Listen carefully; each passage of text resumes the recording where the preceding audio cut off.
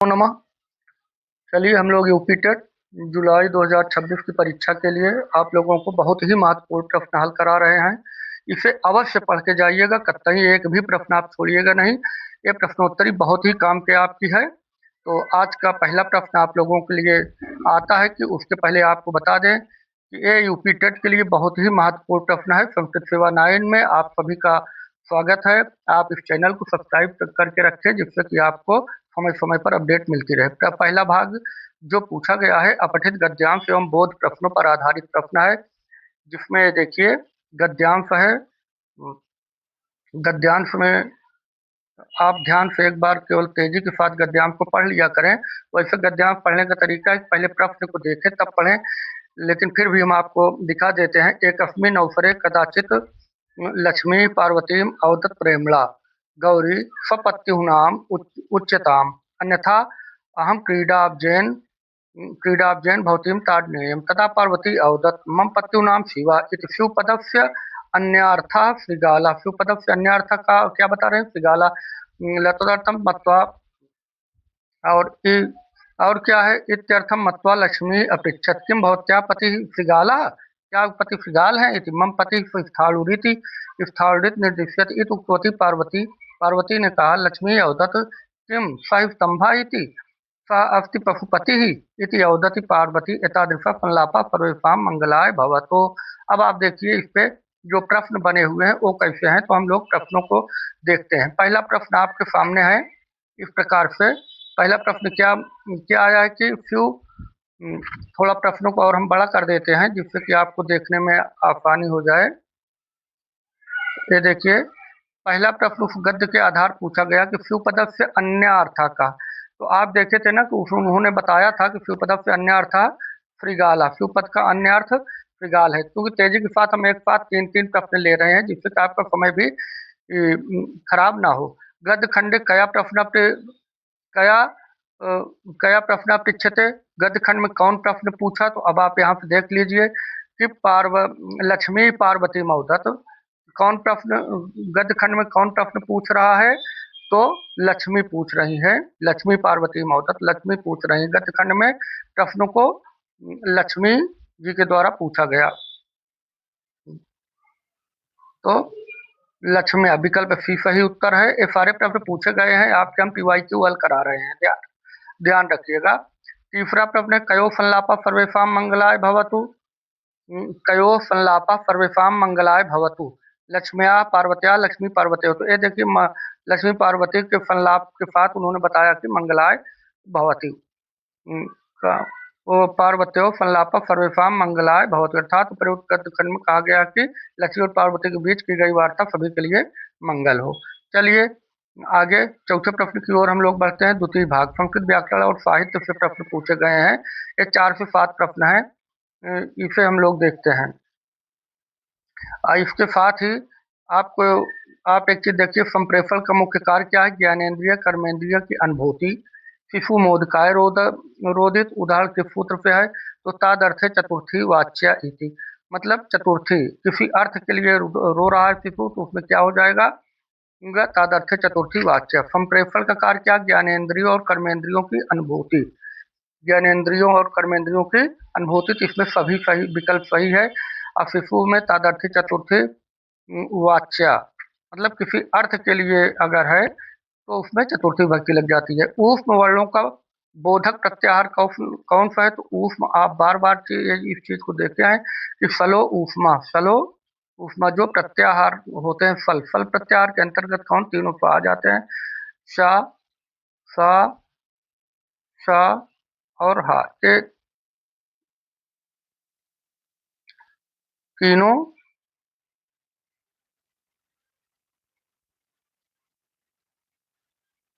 तीनों सा आ गया, इसको फल कहते हैं। सा का सा हा, यह है सब में हलंत लगा लीजिए। ये क्या है? ऊष्म है। और ऊष्म वर्णों का बोधक प्रत्याहार कौन है? तो इसमें शल प्रत्याहार है। तो आगे आगे चलते हैं हम लोग। फल प्रत्याहार, इसमें से चारों में कौन सही है? शल, फल वाला विकल्प सही है। चलिए दूसरा छठा सातवां प्रश्न देखते हैं। दृफ धातु से फत्र प्रत्यय करने पे क्या रूप बनता है? दृफ धातु से फत्र प्रत्यय करने पे क्या रूप बनेगा? अब आप देखिए, ये अगर दृफ धातु है तो दृफ धातु में फत्र प्रत्यय लगा दीजिए। फत्र प्रत्यय लगाने पे मित्रों, ये देखिए, दृफ धातु से जब भी आप फत्र प्रत्यय लगा देंगे तो ये रूप बन जाता है पश्यन। इसलिए आप लोग ध्यान रखिएगा, ये बार बार पूछा जाता है, वेरी वेरी इंपॉर्टेंट है ये प्रश्न। दृफ धातु से फत्र प्रत्यय, कुछ लोग हैं कि दृश्यन कर देंगे, दृष्टि कर देंगे, दर्शन कर देंगे, तो जबकि ये नहीं होगा। सही विकल्प पश्यन वाला ही आप लोगों को सही करना है। चलिए व्याकरण से देखते हैं 913 नौवे में क्या पूछा गया है। नौवा प्रश्न, छा किन वर्णों से मिलके बना है? तो छा में आपको पता है काय और शा विकल्पों से मिल करके ए छा ए संयुक्त अक्षर बना है। तो जब भी पूछा जाए छा किन वर्णों से तो आपको विकल्प ये छा वाला देना है कि काय और सा जिसमें रहेगा। ये 10वां प्रश्न हम लोग देखते हैं, द धातु किस गण के अंतर्गत आती है? द धातु किस गण के अंतर्गत आती है? जैसे अदाद, कई गण होते हैं, 10 गण होते हैं कुल, अदादि, जुहोत्यादि, इस तरह से। तो जब द धातु के पूछे कि किस गण से आती है द धातु, तो गण धातु ए जुहोत्यादि गण, जिस विकल्प में जुहोत्यादि गण लिखा होगा वही विकल्प आपको सही करना है, पूरी तरह से वही विकल्प सही है। तो कौन हो गया? द धातु किस गण की है? जुहोत्यादि गण की है। आगे चलिए, आगे आगे चलिए, आगे आगे आगे करिए। मैं बाजार जाता हूँ, मैं बाजार जाता हूँ का कर्मवाच्य क्या होगा? अब आप लोग देखिए कर्मवाच्य क्या होता है। कर्मवाच्य जैसे अहम है तो इसका तृतीय विभक्ति में हो जाएगा। जब तृतीय विभक्ति हो जाएगा, तृतीय विभक्ति में क्या हो जाता है? मया मया आपणम गम्यते। तो मैं बाजार जाता हूँ, अहम का मया हो जाता है, अहम आपणम गच्छामि होता है। इसका कटुवाच में रूप आपको क्या देखने को मिलेगा? कहेंगे कि अहम आपणम गच्छामि,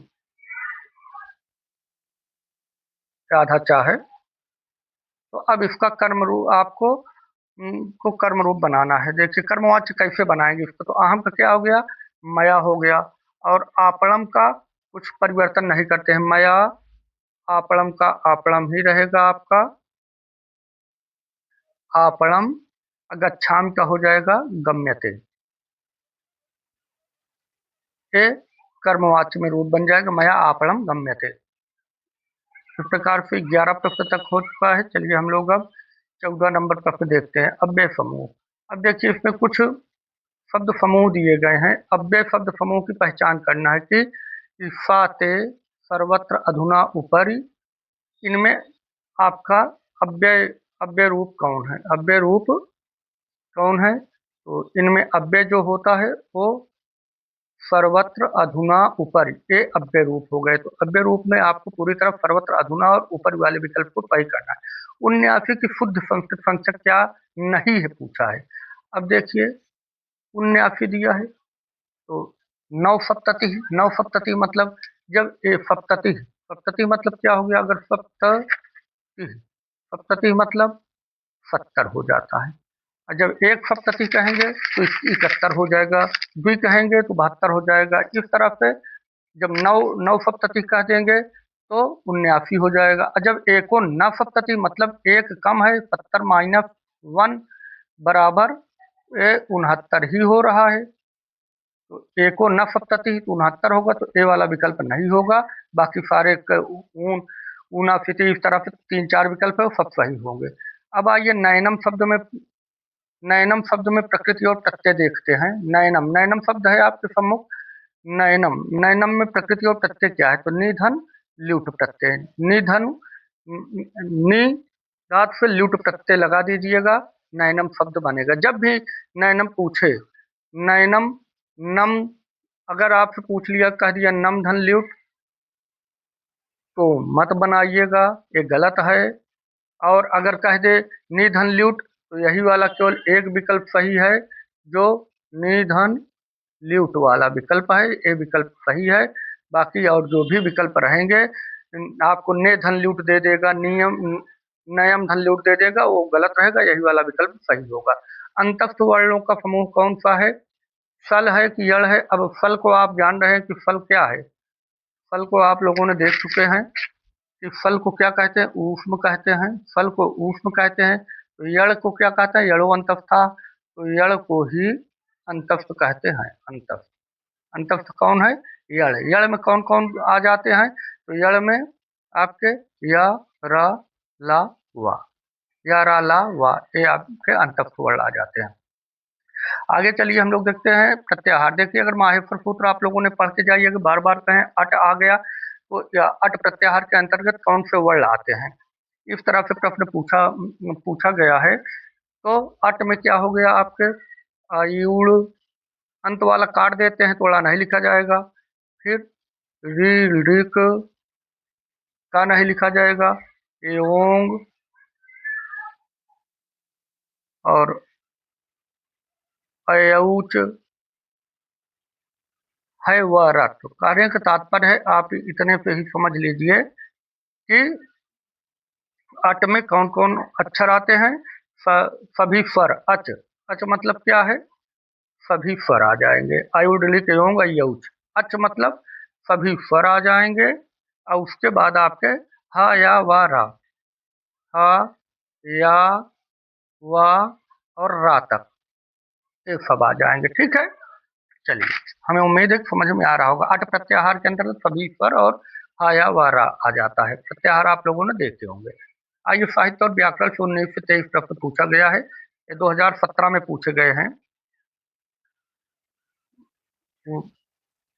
बसंत ऋतु, अब इसमें बहुत बहुत ही महत्वपूर्ण प्रश्न है। बसंत ऋतु, बसंत ऋतु, और बसंत ऋतु इस तरह से लिखा जाएगा आपका, ये हो जाएगा बसंत और इधर रहेगा ऋतु। अब भैया बसंत ऋतु, अब कौन सा है, इधर आ है, आ प्लस री है, तो आ और री का संयोग होने पे क्या हो जाता है, आप देखे हैं कि री का अर हो जाता है। री का क्या बन जाता है, अर।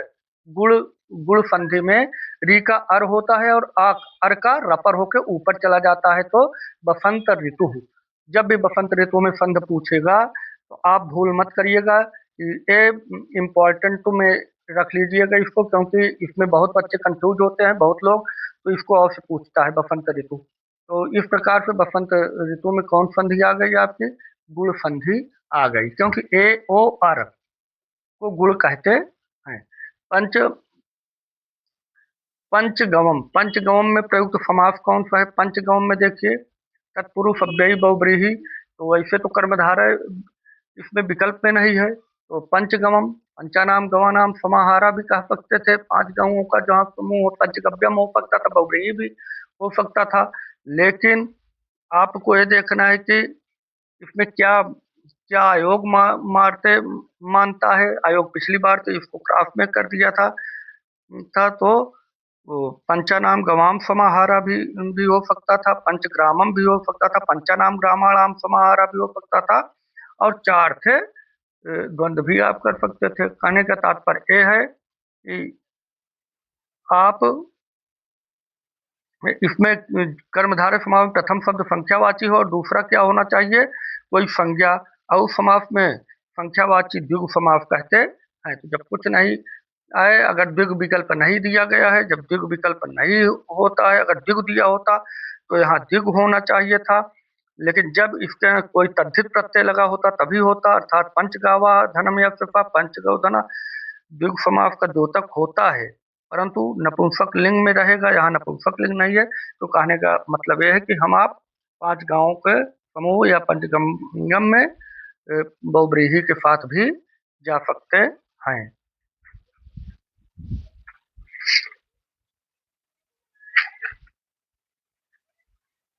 आगे देखते हैं हम,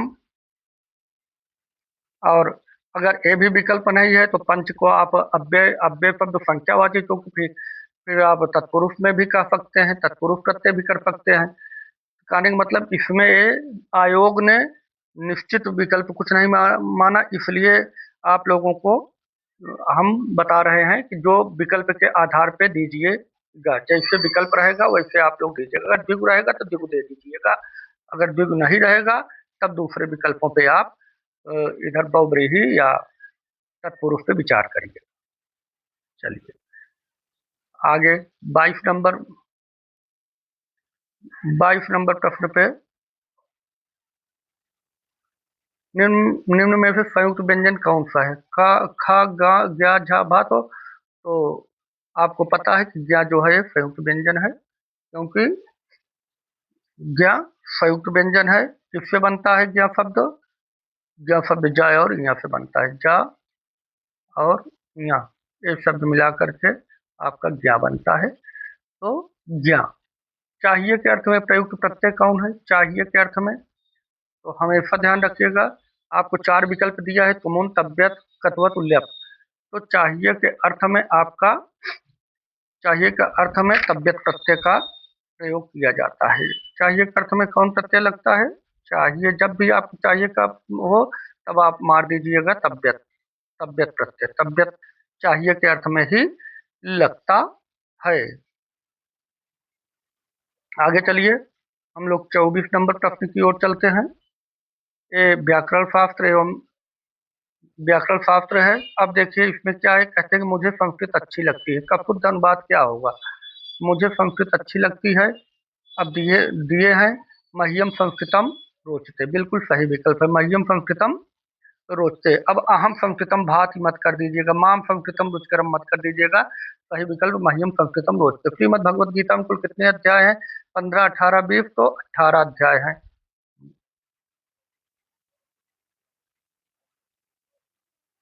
18 अध्याय है।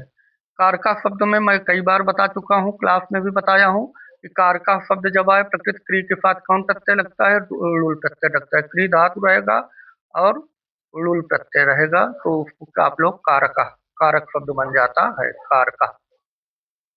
ठीक है आगे चलिए।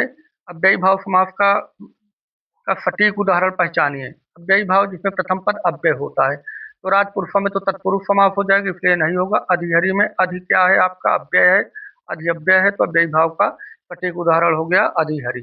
चतुर्विंशति साहस्री संहिता किसको कहते हैं? चतुर्विंशति साहस्री महाभारत को नहीं कहते हैं, रामायण को कहते हैं। 24,000 श्लोक होने के कारण वाल्मीकि रामायण को चतुर्विंशति साहस्री संहिता कहते हैं। चलिए मित्रों हम लोग और आगे बढ़ते हैं। साहित्य प्रश्नोत्तरी आज के, ये देखिए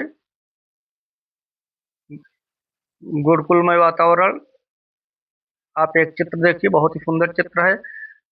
अब आगे देखिए प्रश्न क्या है, इष्टुत संधि का उदाहरण है। तो अब आप, ये बहुत ही सुंदर और महत्वपूर्ण प्रश्न है, इसको थोड़ा हम बड़ा कर देते हैं, आप लोग ध्यान से देखिएगा। इष्टुत संधि का उदाहरण पूछते हैं। तो हरिप्रीत से विद्वान जय तट्टिका, बताइए कौन विकल्प सही है इसमें? आप लोगों को हम बता दें कि इसमें विद्वान जयति होता है, ध्यान से देख लीजिए इसको, विद्वान जयति। एक शब्द ऐसे लिखा रहेगा आपके पास, विद्वान प्लस जयति, जयति।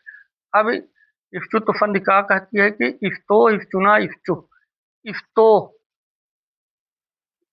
स्तो मतलब ए वाले सा और तकार के बाद अगर ए वाला सा और चकार आए तो ए वाले के स्थान पर स्थानांतर तमाम अर्थात अ, यही शकार और चकार हो जाएगा। तो अब बताइए यहाँ पे ना है तो यहाँ जा है, तो चा छा जा चवर्ग का है, तो ना पर भी चवर्ग का हो जाएगा, क्योंकि पांचवा अक्षर ना है तो चवर्ग का पांचवा अक्षर क्या हो जाएगा?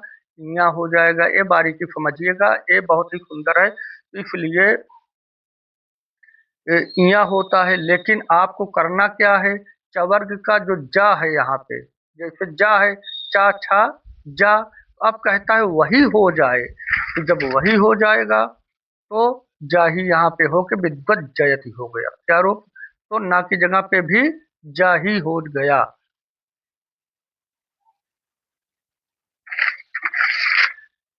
मिनट चलिए हम लोग आगे ध्यान से इसको देख लीजिएगा, ध्यान से इसको देख लीजिएगा। कि इसमें कौन रूप सही हो जाएगा। या फिर से देखिए इसको, विद्वत जयति, ये ठीक लिखे नहीं है क्योंकि पांचवा ना पांचवा है तो आपको पांचवा ही होगा ना। मित्रों ध्यान से देखिएगा क्योंकि बहुत ही महत्वपूर्ण है। ये विद्वान ना है, विद्वान का अंतिम क्या है, ना है। और ना के स्थान पे क्या लगना है आपको, क्योंकि ये जा चवर्ग का है। लेकिन आपको स्टोह की जगह पे स्टोह होना है तो ना पांचवा अक्षर है तो चवर का पांचवा अक्षर क्या हो जाएगा, इया होगा, यही होगा। इस तरह विकल्प नहीं दिया रहेगा। आपका विकल्प सही जो विकल्प होगा मैं लिख देता हूं, ये हो जाएगा विद्वान। जो सही विकल्प पूरी तरह से बिल्कुल सही उत्तर आप लोग चयन करके दीजिएगा, विद्वान जयति, यहाँ ऐसे रहेगा। और ये जयति, विद्वान जयति, ये स्तुत्व संधि का उदाहरण है क्योंकि ना पे इया हो गया। स्तोह के बाद स्टोह आए तो स्तोह के जगह पे स्टोह हो जाता है। आप लोग इसको अच्छी तरह से पढ़ो कि स्तोह के बाद स्टोह आए तो मैं शॉर्टकट बता रहा हूँ, तो स्टोह की जगह पे भी स्टोह हो जाएगा, उसी क्रम से हो जाएगा। जो तवर्ग का पांचवा है तो चवर का पांचवा हो जाएगा। जैसे यहाँ पे आपका कन्ना क्या था, तवर का पांचवा था तो यहाँ भी आपका वही हो गया। चलिए आज के अंतिम प्रश्न की ओर चलते हैं। विद्वत औषधम, विद्वत औषधम किस कवि के द्वारा रचना है, विद्वत औषधम किसके नायक, तो श्रीहर्ष के द्वारा रचित नैषधीय चरितम को कहा जाता है। ध्यान से देखिएगा, कभी कभी पूछ लेता है कि ये किसकी रचना है, तो नैषध को विद्वत औषधम कहते हैं। विद्वत औषधम, विद्वत औषधम। ठीक है मित्रों, तो इस प्रकार से नैषध को विश्व विद्वत औषध खाता है। कौन लिखा है, श्रीहर्ष के द्वारा लिखी गई है। आप लोग ध्यान से, सब कुछ बहुत ही महत्वपूर्ण है। बार बार कह रहा हूँ इन प्रश्नों को छोड़िएगा मत और से पढ़ के जाइएगा। बहुत बहुत धन्यवाद।